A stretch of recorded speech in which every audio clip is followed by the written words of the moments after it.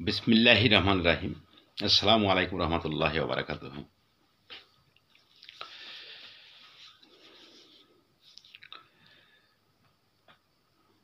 বাংলাদেশের বয়স প্রায় 50 বছর পার হয়ে গেল। আমাদের নির্বাচনী ইতিহাসে এ যাবৎ 12টি জাতীয় সংসদ নির্বাচন হয়ে গেছে। সর্বশেষ প্রধানমন্ত্রী শেখ হাসিনা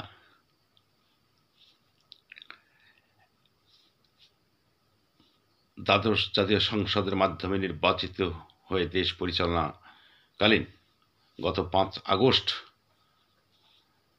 তিনি এক গণ অভ্যুত্থান, এটাকে ফুল গণ অভ্যুত্থান বলা যাবে না, অবস্থা দৃষ্টে সামগ্রিক মূল্যায়নে এবং পরবর্তীতে যেসব রহস্যগুলো বেরিয়ে আসছে সবগুলো মূল্যায়নে এটা একটা সেনা সমর্থিত এবং জঙ্গিবাদ সমর্থিত একটা অভ্যুত্থান। সে যাই হোক, প্রধানমন্ত্রী শেখ হাসিনা রাষ্ট্র ছেড়ে চলে গেছেন, এটা হচ্ছে সর্বশেষ কথা। এবং এখন পর্যন্ত আওয়ামী লীগ মাঠে নেই, কোথাও আর নেই। আওয়ামী লীগের কথাবার্তা বলার মতো লোক নেই। আওয়ামী লীগের উপর শুরু হয়েছে অত্যন্ত দমন পীড়ন, আর অন্যদিকে ঢালাওভাবে কথাবার্তা বলা শুরু করে দিয়েছে। বিভিন্ন মিডিয়াগুলোকে দখলে নিয়েছে আওয়ামী লীগ বিরোধী সকল জঙ্গিবাদ বলি, আর উগ্রপন্থীরাই বলি, আর সেনাবাহিনী বলি, আর রাজনৈতিক দলগুলো বলি, একচেটিয়া।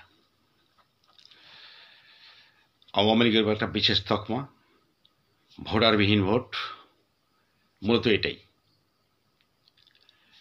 তাতে এখন যে কথাবার্তাগুলো শোনা যাচ্ছে, টকশোতে যারা আসতেছে তাদের মনে হচ্ছে যে আওয়ামী লীগ ছাড়া অন্য কারোর ইতিহাস নেই। কিন্তু ইতিহাস তো কাউকে ক্ষমা করে না। আমরা একটু পেছনের দিকে যাই।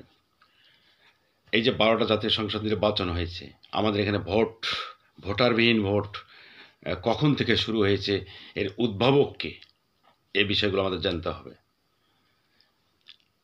প্রথম ভোটারবিহীন ভোট হয় প্রেসিডেন্ট জিয়াউর রহমানের দ্বারা, এবং তিনি, যদিও আইন ছিল যে কোনো লোক যদি সরকারি চাকরি করে সে রাজনীতি করতে পারবে না, অতএব তারপর প্রেসিডেন্ট জিয়াউর রহমান সরকারি চাকরি করা সত্ত্বেও গায়ের জোরে ক্ষমতা দখল করে তিনি নিজেকে প্রেসিডেন্ট ঘোষণা করছেন চাকরি করা অবস্থায়। প্রথমে আইনের লঙ্ঘন, শুধু তাই নয়, তাকে বৈধতা আনার জন্য তিনি প্রথমে হানায়ের ভোট আয়োজন করেছিলেন, এবং সেখানে মাত্র ভোট কেন্দ্রগুলোতে 2-3% উপর ভোটার উপস্থিতি ছিল না, অথচ সেখানে দেখানো হয়েছিল 88% ভোট, এবং উপস্থিতি ভোটের 98% ভোট জিয়াউর রহমানের পড়েছিল।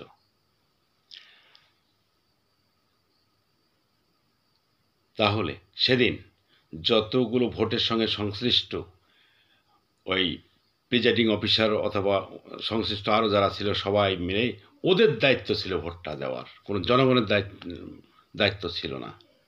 তাহলে প্রথম কে শুরু করলে এটা দেখতে হবে। ভোটের ইতিহাসের সবচাইতে কলঙ্কিত অধ্যায় যেটা শুরু করেছে সেটা তো জিয়াউর রহমান শুরু করেছিল। আজকে টকশোতে এই কথাগুলো আসে না, তাদের মুখে ক্লু দিয়েছে,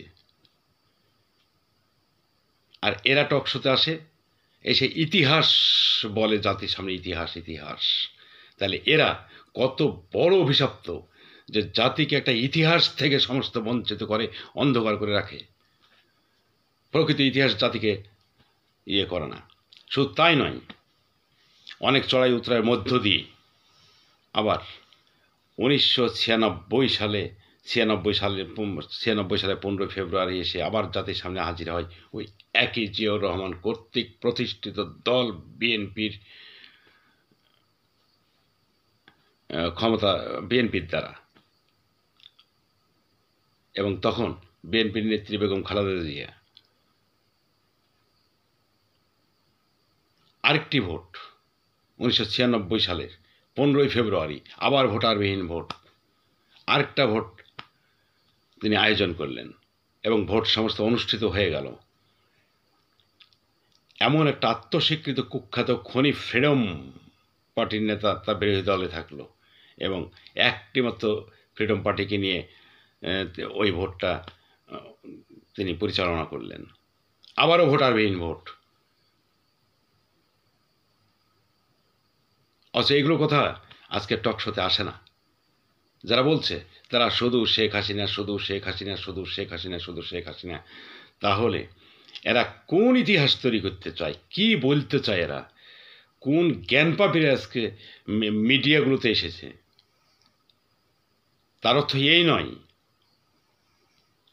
তার অর্থ আমি বলতে চাচ্ছি না যে শেখ হাসিনা অন্যায় করেনি এ ধরনের ভোট করে, কিন্তু শুরুটা কে করেছে? এবং যারা বলছে আজকে শেখ হাসিনাকে ফ্যাসিবাদ ফ্যাসিবাদ এবং ভোটারবিহীন ভোট, ভোটারবিহীন ভোট, ভোটারবিহীন ভোট, তারাই তো প্রথম ভোটগুলো করেছে। 96 সালে ভোটারবিহীন ভোটকে বিএনপি করেছিল না?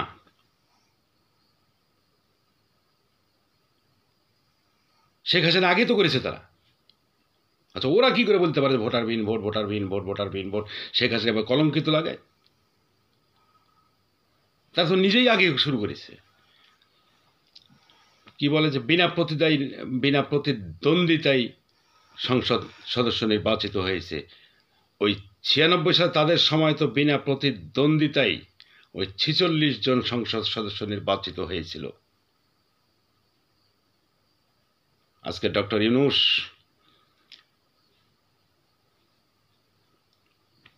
আপনি তো সবই জানেন, কাদেরকে বলতে লাগাইছেন আপনি? শেখ হাসিনার বিরুদ্ধে কথাবার্তা কাদেরকে বলতে লাগাইছেন? বিএনপির তো কথা মানায় না।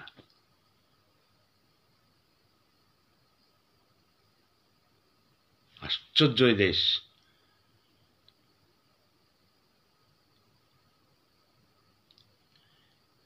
আজকে টেলিভিশন টকশোতে এসে যারা ওই শুধু ভোটারবিহীন ভোট, ভোটারবিহীন ভোট তকমা নিয়ে শেখ হাসিনার উপর তকমা লাগানোর জন্য এসে টেলিভিশনে উপস্থিত হন, তারা কত বেহাইয়া, কত নির্লজ্জ দেশবাসী দেখুন।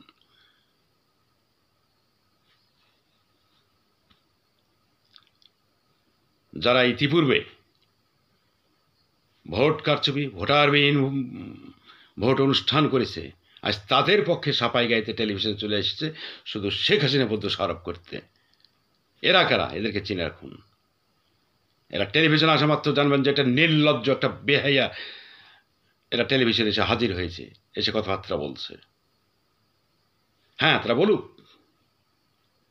আর এখানেই একটা সমস্যা। হয়তো 5 আগস্ট গণ অভ্যুত্থানের পরপরই ছাত্র সমন্বয়করা বলেছিলেন যে একটা স্বৈরাচার হটানোর উদ্দেশ্য আরেকটা স্বৈরাচারকে নিয়ে আসা নয়।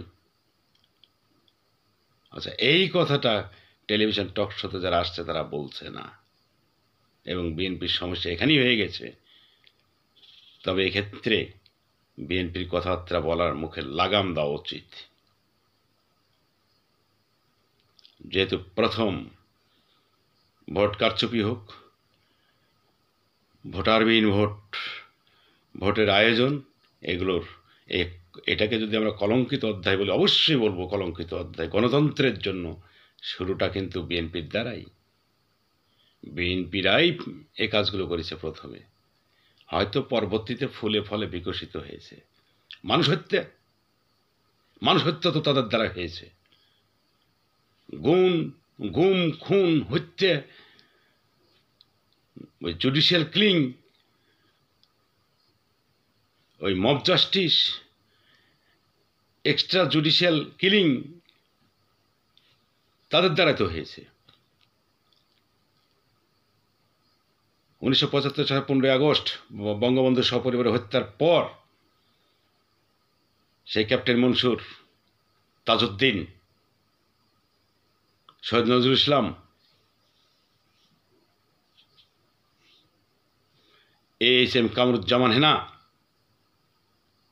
বঙ্গবন্ধু যে বিশ্বস্ত চার সহচর ছিলেন, জাতীয় চার নেতা, তাদেরকে কি জেলখানায় হত্যা করা হয়নি? আর এ সকল হত্যাকাণ্ডের দায়মুক্তি অধ্যাদেশ খন্দকার মোস্তাক যখন জারি করে, পরবর্তীতে জিয়াউর রহমান কি তার পার্লামেন্টে আইনে পাশ করেনি? তাহলে এক্সট্রা জুডিশিয়াল কিলিংকে আইনে পরিণত করলো, এবং যারা এই কিলিংয়ের সঙ্গে ইনভলভ ছিল সক্রিয়ভাবে, তাদেরকে বাঁচানোর জন্য, দায়মুক্তি করার জন্য। তাহলে এই দায়মুক্তি আইনটা তো সবচেয়ে পৃথিবীর অমানবিক আইন, কালো আইন যেটাকে বলে, সেটাও জিয়াউর রহমানের দ্বারা, ওই বিএনপির দ্বারা। তারা কিভাবে কথাবার্তা বলে? অতএব বিএনপির উচিত ওই কেঁচো ঘুরতে সাপ বেরিয়ে আসা, মুখে লাগাম দিয়ে কথাবার্তা বলা উচিত, কার বিরুদ্ধে কি কথাবার্তা বলেন। পরবর্তীতে কেউ যদি করে, তার শিক্ষক আপনারা, পথ প্রদর্শক আপনারা। গুম, খুন, হত্যা, বিচার বহির্ভূত হত্যা, সবকিছু ওই প্রশিক্ষক বলি, আর শিক্ষক বলি, আর পথ প্রদর্শক বলি, আর সূচনাকারে বলি ওই বিএনপি। অতএব আমি বিএনপিকেও বলবো যে একচেটিয়া কাউকে কোনো দোষারোপ করার চেষ্টা করেন না। আজকে আওয়ামী লীগ যেমন মনে করেছিল যে হয়তো আমার সরকার পতন হবে না, যেটা আপনারা বলছেন যে আওয়ামী লীগের এইটা ধারণা ছিল, আপনারাও যে একচেটিয়াভাবে কথাবার্তা বলে যাচ্ছেন, আওয়ামী লীগের দোষ লাগাই যাচ্ছেন। আপনারা কি এইগুলো ঘটনা ঘটান নাই? আপনারা কি এই হত্যাগুলো সঙ্গে আপনার মানে এই হত্যাকাণ্ডগুলো আপনাদের দ্বারা ঘটে নাই? কাজেই এগুলো বাদ দিয়ে এটাই মনে করেন যে পাস্ট ইজ পাস্ট, আর গণতন্ত্র যেন কোনো দিন মুখ থুবড়ে না পড়ি। অতএব রাজনৈতিক দলগুলো নিজেদের ভুল থেকে শিক্ষা নিয়ে যদি সত্যিকার অর্থে দেশের জন্য রাজনীতি করতে চান, তাহলে আহ্বান জানান, আসুন সকল রাজনৈতিক দল আমরা নিজেরা কমিটমেন্ট করি, ক্ষমতায় কে যাব আর কে না যাব, নির্বাচনের মাধ্যমে ক্ষমতার মানে পালাবদল হবে। কাজে এরকম একটা গণতন্ত্রকে আমরা প্রতিষ্ঠিত করি। আর আমাদের দেশের যেটা মূল সমস্যা হয়ে গেছে গণতন্ত্রের, সেটা হচ্ছে চেতনাগত সমস্যা।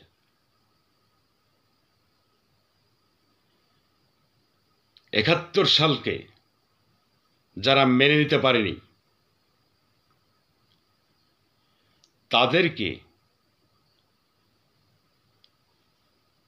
কিছু দল আওয়ামী লীগের বিরোধিতা করার জন্য, তাদের হীন স্বার্থ চরিতার্থ করার অভিপ্রায়ে, তাদের সহযোগিতা নেওয়ার জন্য তাদেরকে বিভিন্ন সুযোগ সুবিধা দিয়ে আজকে দেশে যেটা বলা হয় যে গণতন্ত্রে মত পথের পার্থক্য থাকতে পারে, কিন্তু চেতনার বিষয় তো থাকতে পারে না। কিন্তু বাংলাদেশে যে সমস্যা হয়ে গেছে সেটা হচ্ছে যে ভিন্ন আদর্শের রাজনৈতিক দল থাকতে পারে, কিন্তু যে আদর্শগুলো আবার নিজস্ব তৈরি হতে হবে। কিন্তু এইখানে আমাদের এখানে হয়ে গেছে কি, মূলত যে কোনোভাবেই হোক, সত্য যদি স্বীকার করে তাহলে বিএনপি স্বীকার করবে যে ভিন্ন আদর্শ বলতে আমাদের এখানে যে নিজস্ব তৈরি কোনো আদর্শ ভিত্তিক ভিন্নতা নয়, বরঞ্চ পাকিস্তানের আদর্শকে এখানে ভিন্ন আদর্শ বলা হচ্ছে। এটাই কি গণতান্ত্রিক ভাষায় বলা হয় যে মত পথের পার্থক্য? আরে যা কিছু করবেন নিজস্ব দেশের আদলে, জাতীয় ইস্যুগুলো নিয়ে কোনো যেন বিতর্ক না থাকে। আর আমাদের সমস্যা এটাকে, যতক্ষণ পর্যন্ত আমরা আমাদের ৭১ সালের জাতীয় চেতনার প্রতি সমগ্র দেশ সম্মান দেখাতে না পারব এবং হীনস্বার্থ চরিতার্থ করার অভিপ্রায়ে এই ৭১ চেতনাকে আমরা যতক্ষণ পর্যন্ত এই চেতনাকে হয়ে আমরা যে ছিনিমিনি খেলতেছি একে নিয়ে, এটা বন্ধ না করব, ততক্ষণ পর্যন্ত গণতন্ত্র আমাদের এখানে মুখ প্রতিষ্ঠিত হবে না, গণতন্ত্র সফলতার মুখ দেখবে না, এটাই পরিষ্কার। এমন একটা দেশ আমরা বসবাস করছি যে আমাদের জাতীয়, আমাদের ব্যক্তিগত স্বার্থকে চরিতার্থ করার জন্য আমাদের জাতীয় ইস্যুগুলোকে অত্যন্ত, সেই যে ইস্যুগুলো কষ্টার্জিত, সেগুলোকে নিয়েও আমরা ছিনিমিনি খেলতে দ্বিধাবোধ করি না। আমরা এতটাই হীন মানসিকতার রাজনীতিক হয়ে গেছি সব। কাজে এই থেকে সকলেই অঙ্গীকার করি যে সত্যিকার অর্থে একটা রুচিশীল রাজনীতির জন্য আমরা করি। আমাদের মন মানসিকতা, বিশেষ করে রাজনীতিকদের, দেশ প্রেমে উদ্বুদ্ধ হোক এই কামনাই করি এবং ঠিক এই চেতনায় সবাইকে ঐক্যবদ্ধ হওয়ার জন্য সকল রাজনৈতিক দলের প্রতি আমি বিনীত অনুরোধ করেই আমার এই বক্তব্য শেষ করছি। আল্লাহ হাফেজ, সবাই ভালো থাকুন।